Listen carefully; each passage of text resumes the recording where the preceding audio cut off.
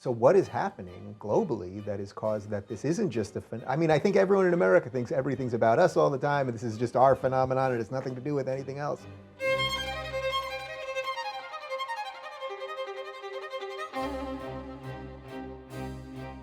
Well, absolutely. There's something really strange going on here in the United States, I think it's fair Well to said. say.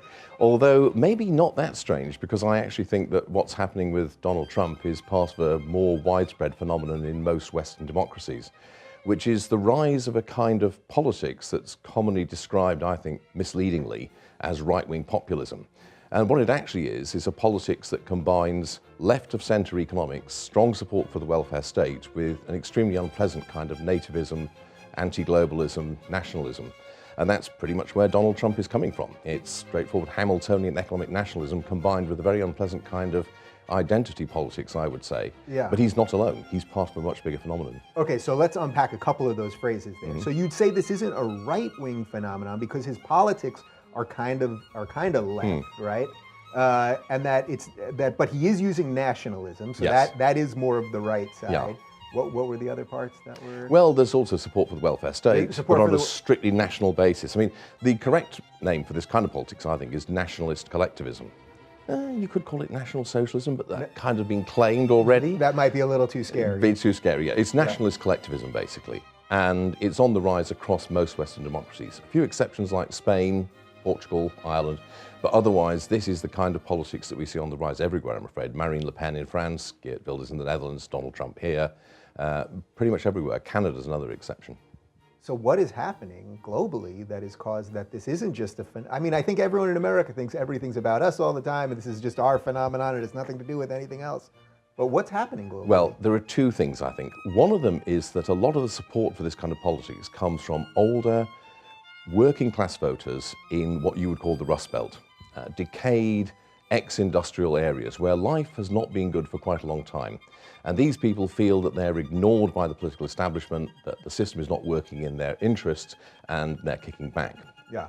That's one reason. And some of that you would argue is legit, right? Yeah, it's legitimate. Yeah, indeed. They're quite right. You know, life has been pretty hard for them for quite a long time. Yeah. The other thing, though, which I actually think is more important, is it's to do with the politics of identity. It's to do with a feeling that a certain kind of identity is under threat from the process of globalization, cosmopolitanism, maybe political correctness, a whole bunch of stuff like that. So there's a very powerful cultural reaction, a reassertion of a certain kind of identity. And I think that is what is really potent and really driving this kind of politics.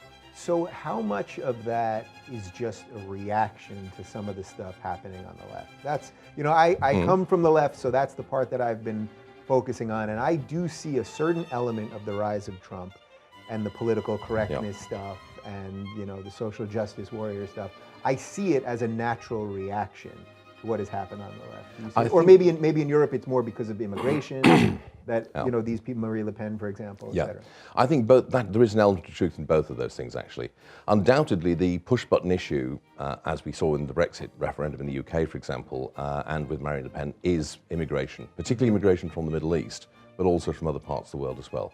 But that, in a way, is not so much because of immigration per se, it's because of the way in which large-scale movement of people is seen to be transforming and changing the nature of a settled and established national community. And now, I think that in terms, particularly the United States, yes, there is quite a lot of pushback against the kind of social justice warrior, as you alluded to, PC politics on the left. And in particular, the politics of identity. If you're going to push a politics of identity where apparently the only group who aren't allowed to have an identity are white working class men, sooner or later, those kind of people are going to say, well, hold on a minute, you know, I have this identity too, which you are not respecting to your own terms. So there's a lot of pushback coming on. And I think that shows how really the response that liberals need to have, and I would include many people on the left in that category, should be one where you assert the importance of individualism and of identity as being something that to a great degree is personally chosen and formed rather than being something that's given to you and fixed in some way.